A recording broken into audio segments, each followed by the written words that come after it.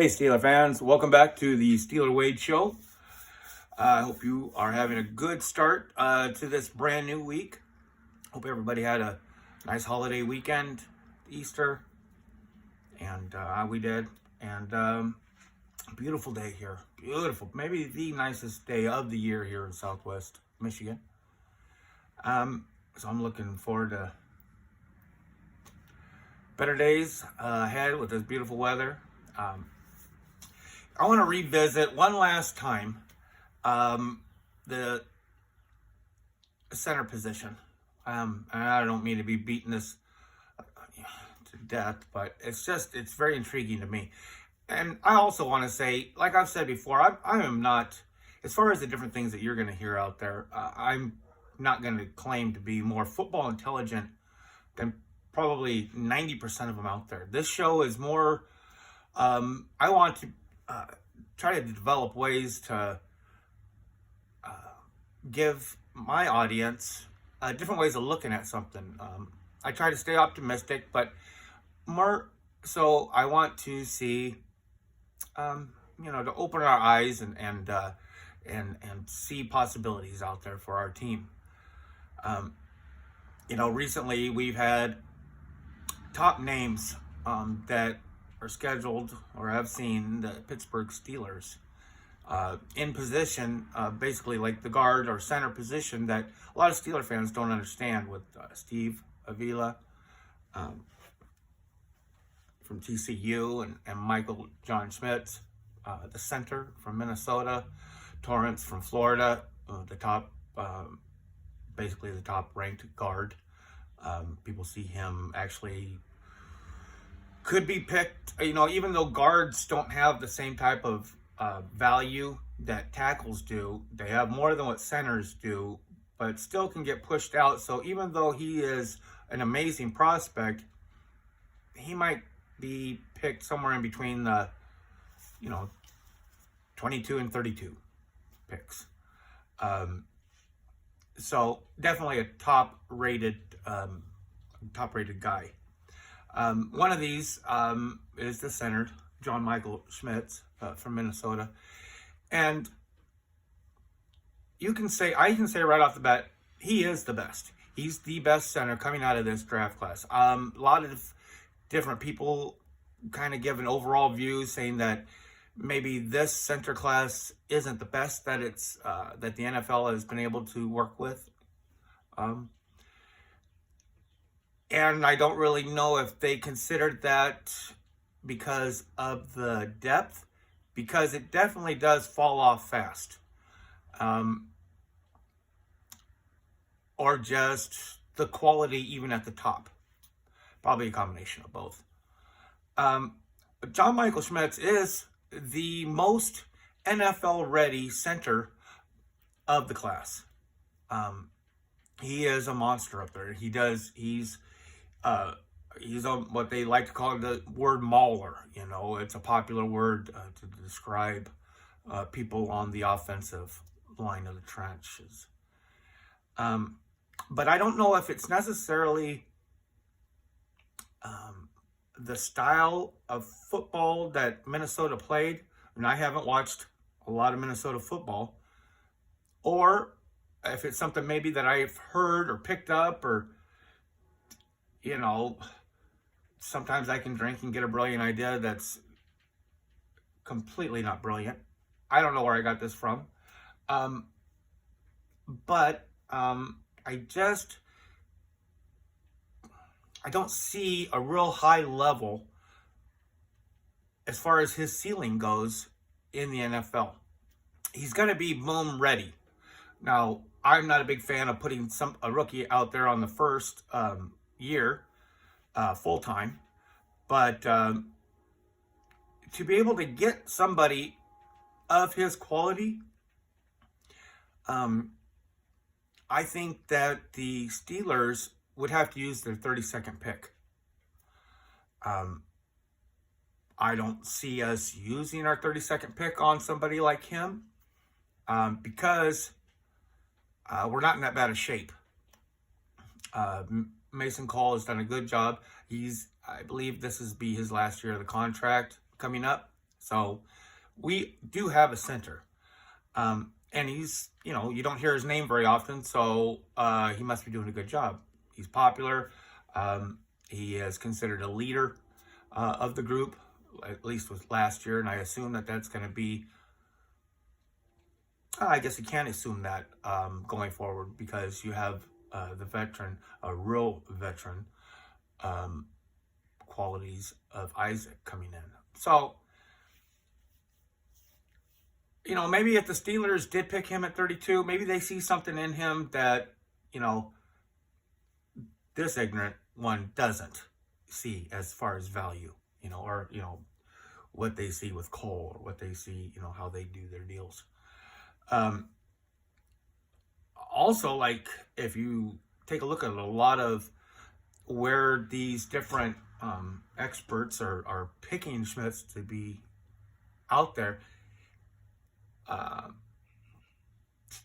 32 is kind of like the starting point, the starting point of where they think he will fall. He is probably the overall, the second quality overall rated offensive interior lineman behind Torrance from Florida.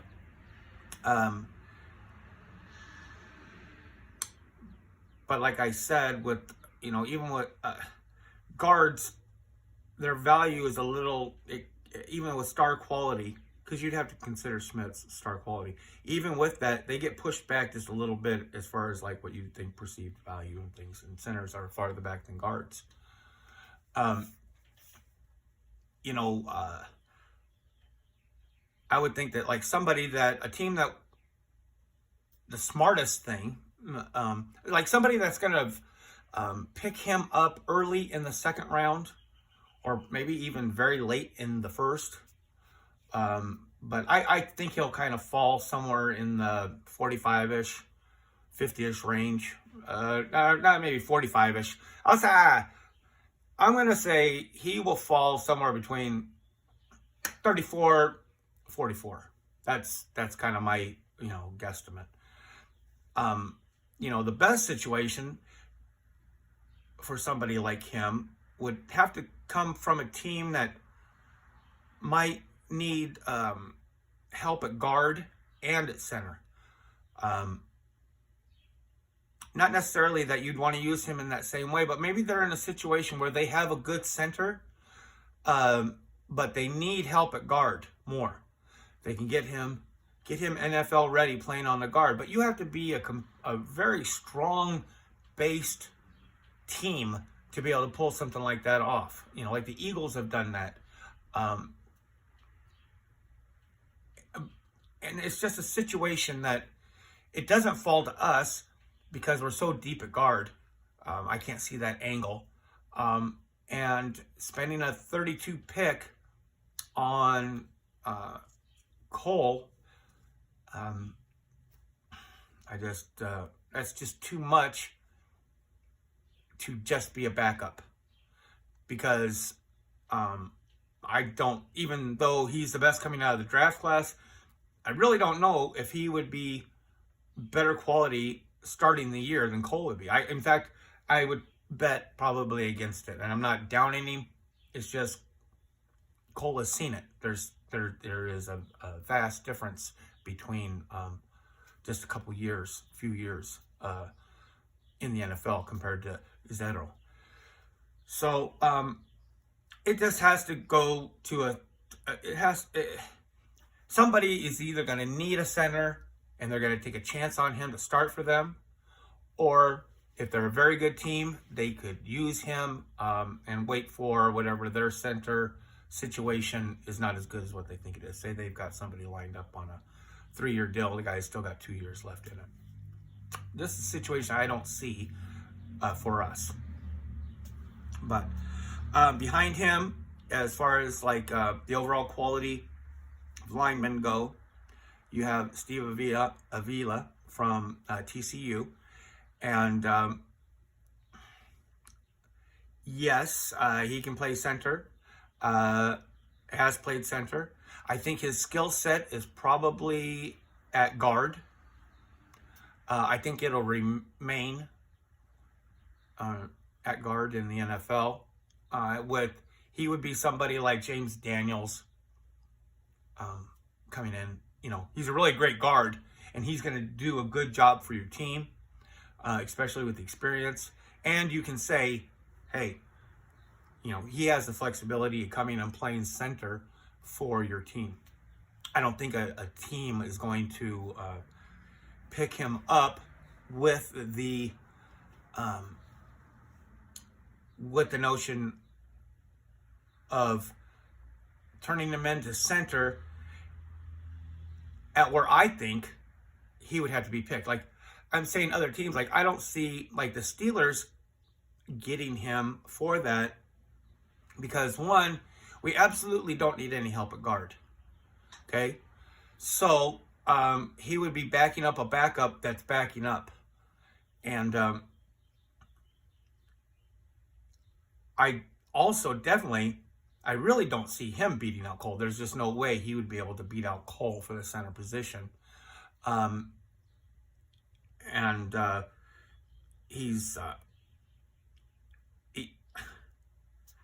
don't see him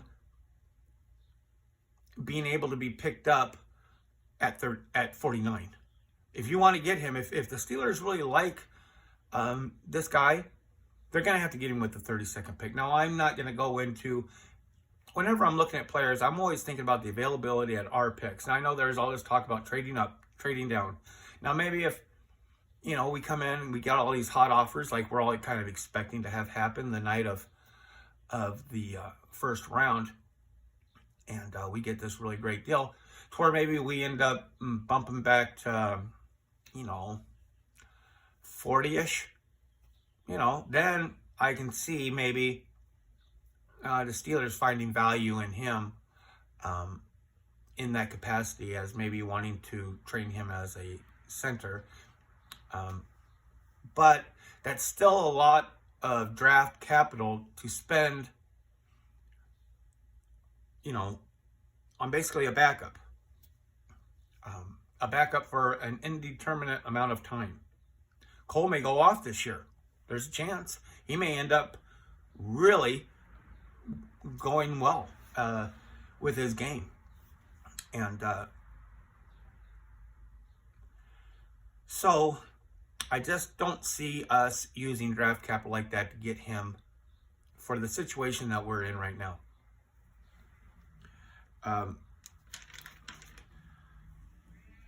Schmitz is he's a better overall lineman, and he will be picked. I don't know.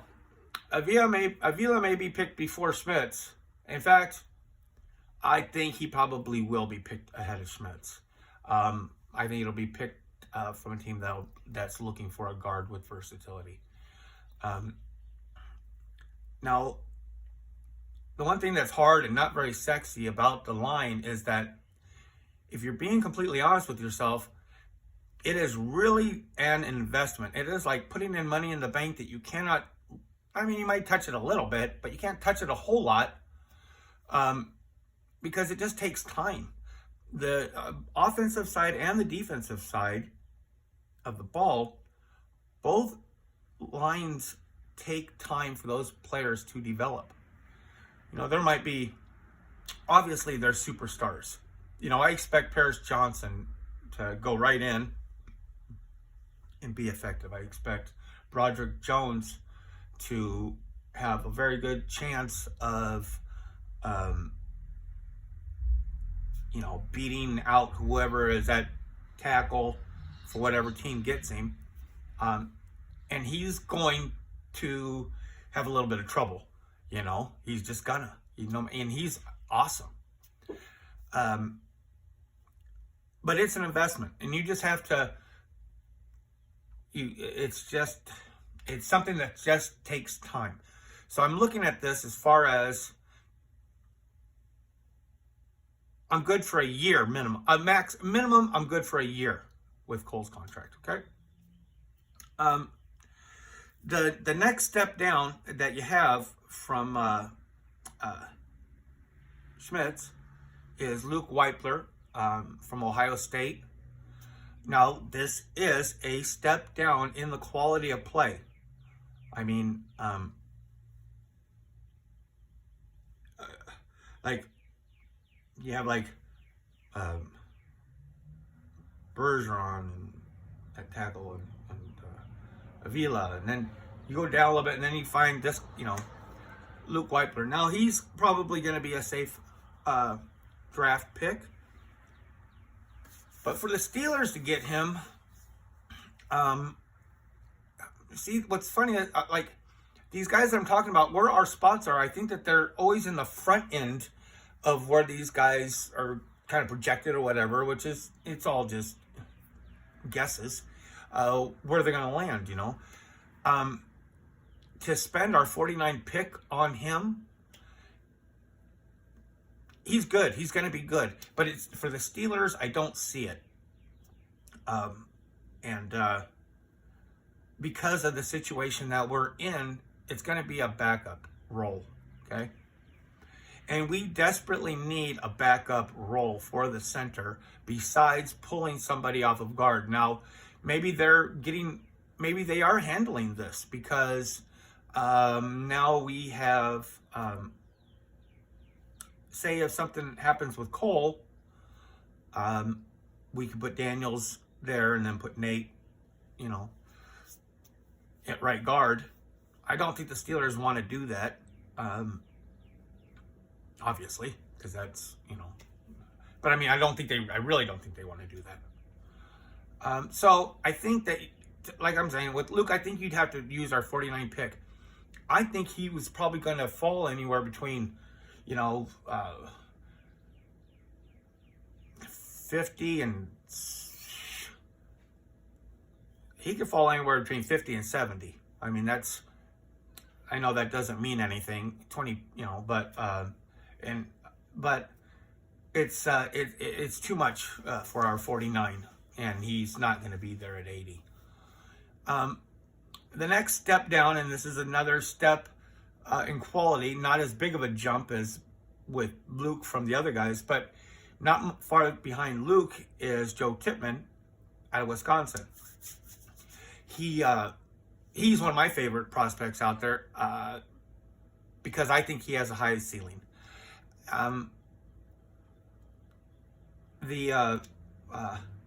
But he could also be a biggest bust. He's so tall, that he might not be able on the professional rankings, leagues, opposition. He might just not be tall. He might be too tall to get low enough to play to low enough for the NFL. I mean, there's guys that are like 6'1" that are playing center, but they play high as giraffe pussy, and they are not effective at all. So just because he's tall, doesn't mean that he can't necessarily do the job. What I do like about him is his speed, and I just think that there's something special about him. Probably one of the reasons why I do see something special about him is that now I can start to see value at an 80 pick. If we could get him at the 80, I'm not going to be mad.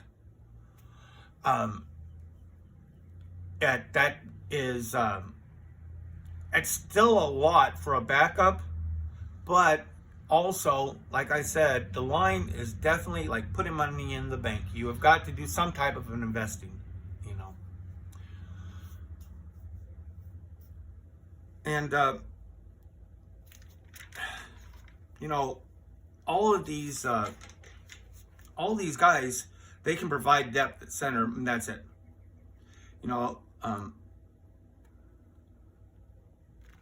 I think Schmitz is the only center that's, well, maybe Peter Skoronsky. I mean, that's, but that's not us. He is the most NFL capable, ready person that can play center.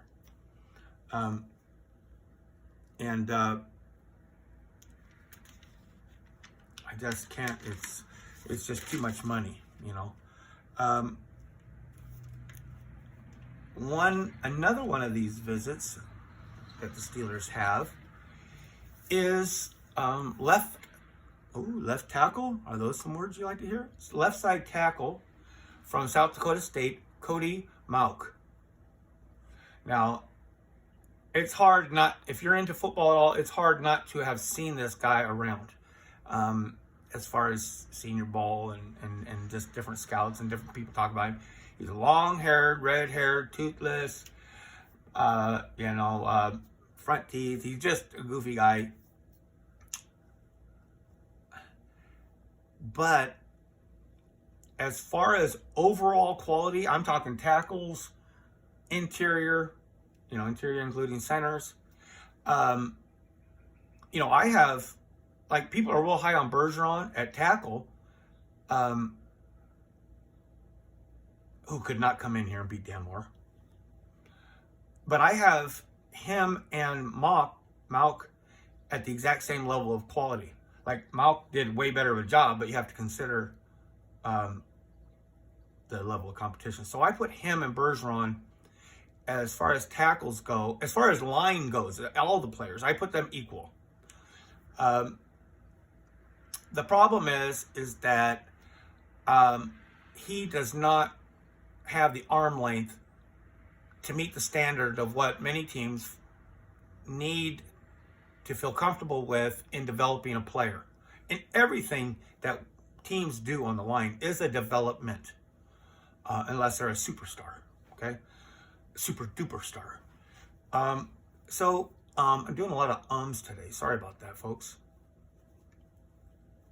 He is probably 7th overall, 8th maybe overall as far as quality goes, with line play last year. But the thing about it is, Bergeron's going to be picked ahead of him because he has the correct arms. Now, you can go way down in the quality of tackles out there, and you have, I think his name is Blake Freeland. He's from BYU. Another good prospect out there. Not as good of a player. As far as, when I'm saying not as good, I'm saying as far as, like, readiness, like how much needs to be put into this person, probably with coaching and training to develop them. They're not a bad player, it's just there are things that are going to be needed. And some, as I go down this list, these guys are going to need more to be successful, or to be starter quality, which is successful. So I think that this cat from BYU is going to be, even though he's not as good of a lineman, he's going to be drafted ahead of Mauch. Now you really take another step down, and you have the tackle from Maryland, Jaylen Duncan. Now, I'm real high on Jaylen Duncan, but I'm high on him because I like him at 80, and that's not going to happen. If the Steelers saw something that nobody else sees, maybe they 49, but I don't see it. But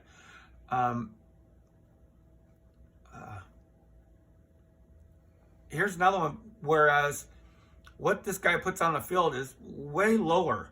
I'd say, let me just get away with saying way lower, okay? Way lower than Cody's is. But I think this is somebody that can get pushed down because you're going to have teams looking at him as a guard,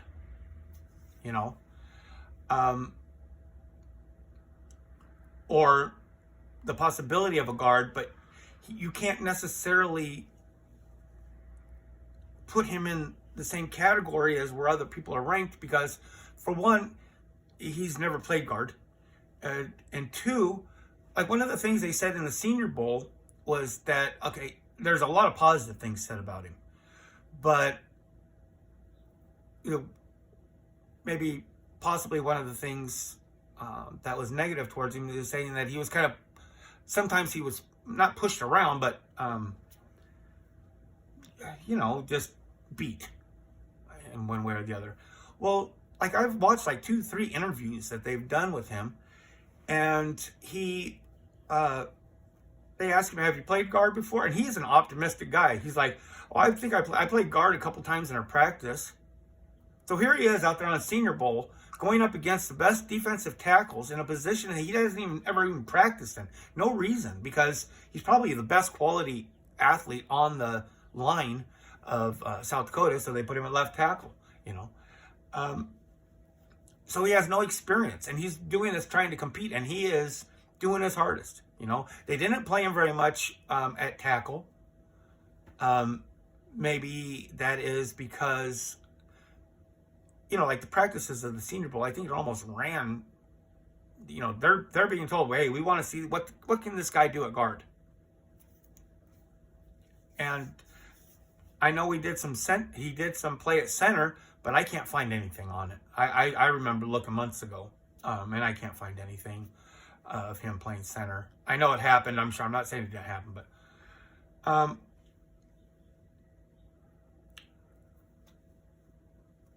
I started thinking about, what about having him as center?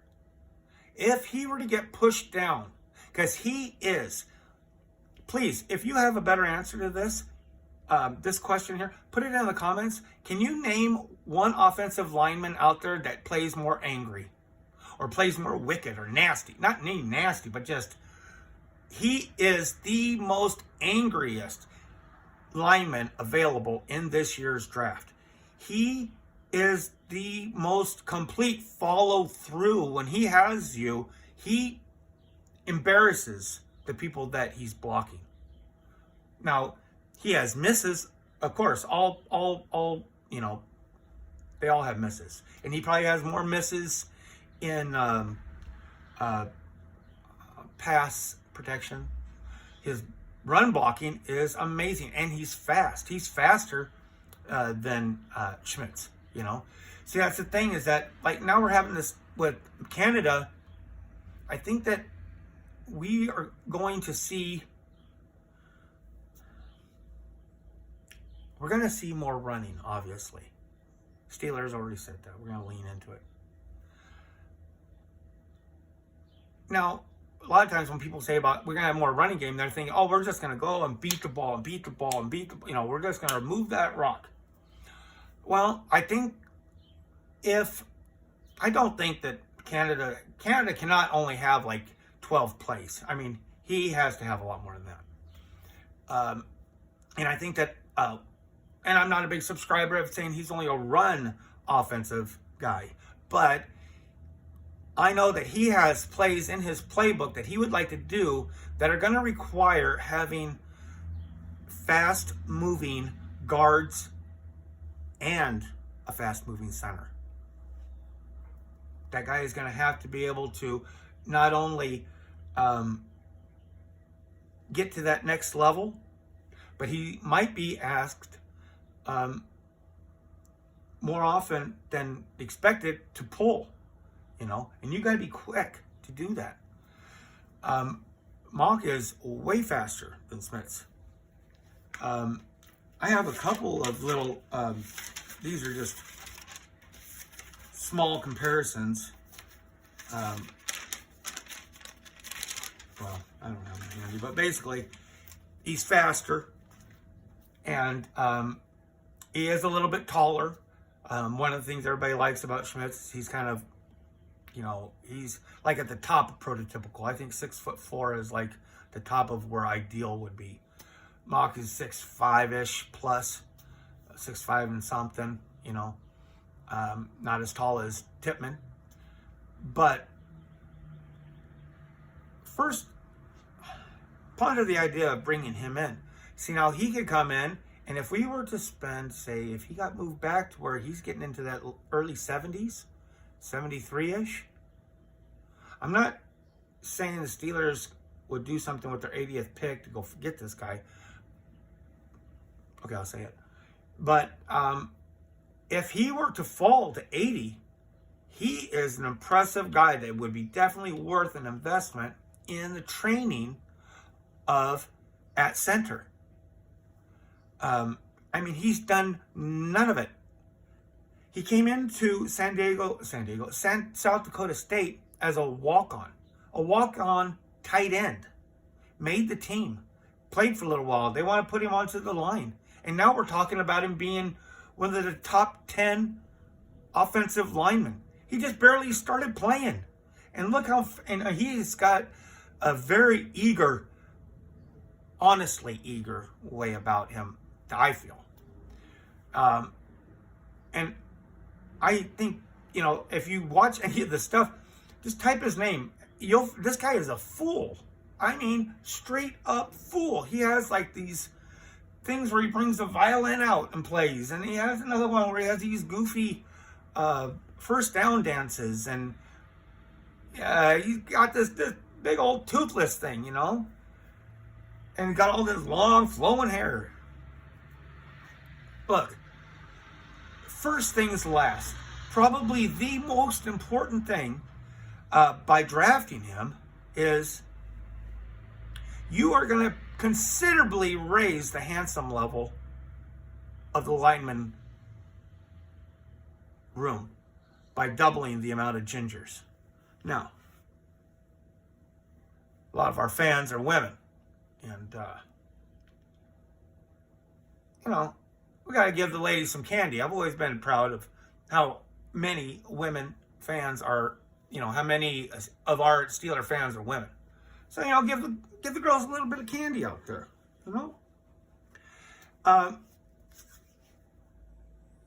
He is just somebody that I would love to see.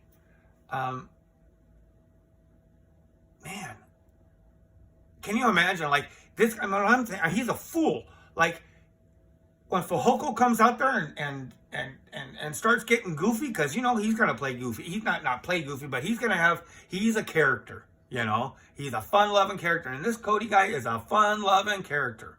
And I really think that with I'm very confident in our coaching on the line. Look what we've done. This would give an opportunity to back up Cole or spell Cole, because Cole played hurt a lot. And not hurt like he couldn't play, but like hurt like maybe his performance was not quite as good as it could have been.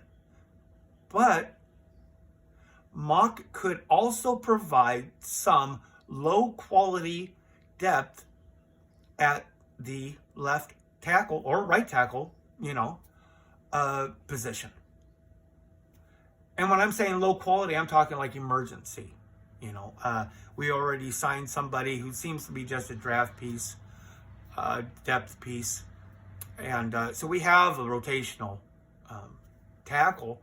But signing somebody like him is, it's like mirroring when they talk about a guard going into being a center. This would be a center that could actually back up if things got really bad, on a guard position. A tackle position. I don't expect him to ever have to do it, but there's a guy that can do it. And I don't know. I like it. I'm getting so excited. I think we're less than 3 weeks away. This is getting just bonkers. I know you're excited. I'm excited too. And please, I'm not putting that much into what I just said about a possible depth piece, because I don't know who the Steelers have on the practice squad, but I could just as easily see the Steelers finding some guy with huge measurements in the undrafted class this year that they feel like they can get and put on the practice squad and develop for a couple years, and he could be this depth piece, to back up whoever we have shining. Maybe it's Moore or whoever. But just trying to give you some different thoughts out there. I hope everyone has a great day. If you like what you heard, press like. If you want to hear more of it, press subscribe. Please, folks, give me any kind of comments or questions. Have a great day, and I will see you soon. Go Steelers!